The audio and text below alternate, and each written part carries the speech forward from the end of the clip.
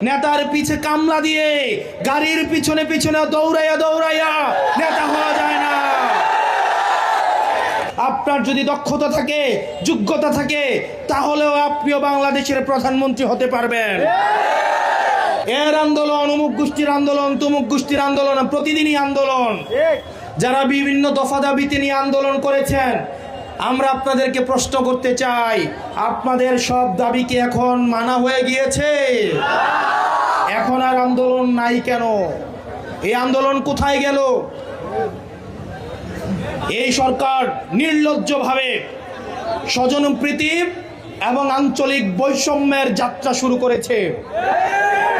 আমরা দেখতে পাচ্ছি উন্নয়নের ক্ষেত্রে আমরা ভেবেছিলাম আঞ্চলিক বৈষম্যহীন উন্নতি শুরু করবে, কিন্তু আমরা দেখতে পাচ্ছি অত্যন্ত নগ্নভাবে আঞ্চলিক বৈষম্য শুরু করে দিয়েছে। আজকে আপনারা এখানে যারা উপস্থিত হয়েছেন, আমরা একটা নতুন বাংলাদেশের একটা স্বপ্ন নিয়ে এখানে উপস্থিত হয়েছি। এখানে অনেক শিক্ষার্থী আছে, class 5-6 student, class 4-5 student, school going student, college going student.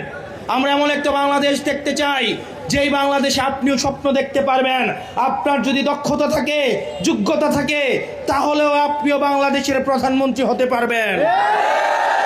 নেতার পিছে পিছে ঘুরে, নেতার পিছে কামলা দিয়ে গাড়ির পিছনে পিছনে দৌড়াইয়া দৌড়াইয়া নেতা হওয়া যায় না। আমরা পরিবারতন্ত্রের মধ্য দিয়ে উঠে আসা নেতৃত্ব চাই না।